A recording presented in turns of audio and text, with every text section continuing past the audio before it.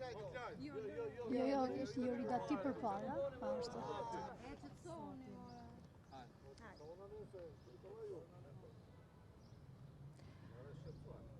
Përshëndetje dhe faleminderit. Së pari vi nga një vizitë 3 ditore në Gjermani, ku me ftesë Ministrisë Jashtme diskutuam me shumë institucione, duke nisë nga Kancelaria në Ministrinë e Jashtme, Ministrinë e Shtetit Kryq Baumi, me dhomat e tregtisë, me organizatat për lirinë e medias, me ato për mjedisin, pra një agendë jashtëzakonisht intensive e fokusuar në 3 vendet rajonit. Shqipëria ishte një ndër to, Malizi që tashmë është përpara në këtë proces dhe Moldavia. Atje u diskutua gjatë për momentin në cilën ndodhen Shqipëria, u diskutuan dhe u ngritën shqetësime edhe për vonesat e 5 muajve të fundit, po njëkohësisht edhe për faktin që ky proces kërkon vullnet politik. Dhe vullneti politik në këtë moment është jashtëzakonisht i rëndësishëm. Këtu nuk e lidh vetëm me imunitetin e zëvendës kryeministres, e cila ka qenë tema e ditës dhe ka qenë arsyeja se pse ka pasur 5 muaj bllokim të I-Barit, por e lidh njëkohësisht edhe me shumë iniciativa të tjera dhe ligje të tjera të cilat diskutohen çdo ditë. Diskutohet për sa I përket ligjit të prokurimeve publike, ligjit të koncesioneve të porteve, ligjit të investimeve strategjike.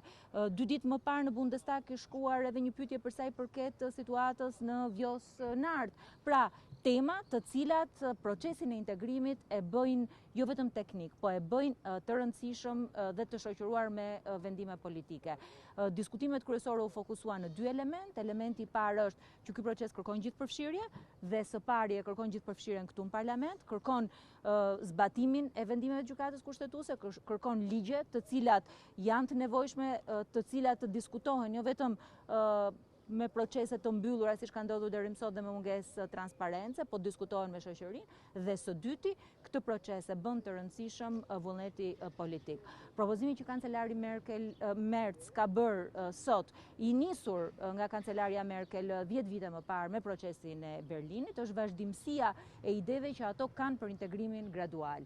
Integrimi gradual që do të thotë jo vetëm një hedhje në këtë proces të integrimit, po kalimi hap pas hapi, fazë pas faze, shkallë pas shkallë, sepse po shikohet që me të vërtet, megjithëse mundësia është atje, megjithëse geostrategjia është atje, vendet e Ballkanit Perëndimor nuk e kanë parë këtë mundësi. Dhe elementi I tretë I rëndësishëm është që ky është një proces merite. Dhe nuk ka absolutisht asnjë diskutim që është një proces merite. Kush realizon reformat, ecën përpara, si në rastin e Malizi. Kush nuk I realizon ato, si në rastin e Shqipërisë, mbetet në diskutime të gjata 5 mujore. Kështu që edhe në emër të Partisë Demokratike, vullneti I shprehur për ta mbështetur këtë proces kalon për të fjalëve dhe kalon me akte, të cilat duhet vinë çdo ditë nga qeveria. Zonja Tabaku, ditën e sotme ka një takim të KOEL-s ku është në renditë Shqipëria. Për sa përket informacioneve që ju keni, a ka kritere shtesë për sa përket raportit të I-Barit për themelore për vendin tonë, dhe cilat janë shqetësimet kryesore? Ju I përmendit disa prej tyre, por disa vende kanë shqetësime të ndryshme.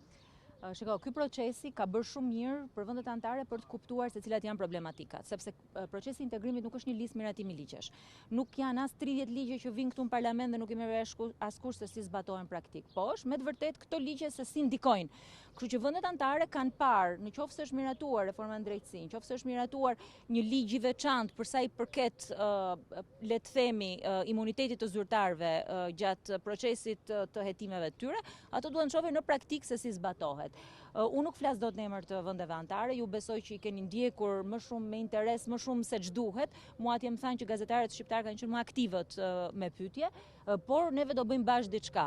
Kemi draftin e parë të Common Position Paper të para 5 muajve. Do presim draftin e dytë që do dali ditën e premte dhe ne do bëjmë bashkë krahasimet. Ditë ju them që grup kapitulli I parë, themeloret, që është edhe komisioni që unë ndjek në parlament, ka diskutimet më të mëdha, ka njëkohësisht edhe detyrimet më të mëdha. Zonja Tabaku, për të ndalur pak edhe tek deklaratat politike, zoti Rama ju ka uftuar që opozita shkon në Bruksel, shan qeverinë dhe në një farë mënyrë ndikon negativisht për integrimin. Keni një përgjigje për kryeministrin? Shiko, unë kam hequr kohë, dorë me kohë për t'i kthyer përgjigje kryeministrit për propagandën e tyre ditës.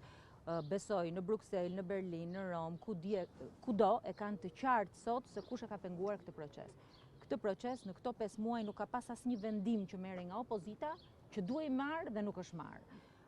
Besoj që këtë e kanë qartë edhe qytetarët shqiptar. Në vend që të merret me opozitën, zoti Rama duhet të merret me reformat. Mali I Zi ka mbyllur 15 grup kapituj. mbyllje 15 kapituj, mbyllja e 15 kapitujve dhe 2 grup kapitujve, po njëkohësisht dhe gjithë diskutimet që po ndodhin atje tregojnë që ky proces është proces merite. Kush e ka ecën përpara, kush nuk e ka mbet 5 muaj duke diskutuar një imunitet. Kam dhe një pyetje. Amnistia penale dhe ndryshimet në kodin e procedurës penale, a nuk kanë marrë një shile nga ana e Komisionit Evropian dhe vendeve anëtare? Në dijenin time, 3 propozuesit, duke përfshirë dhe zotin Rama, i kanë vendosur, i kanë pezulluar propozimet e tyre për ndryshimet e reja në kodin e procedurës penale. Faleminderit.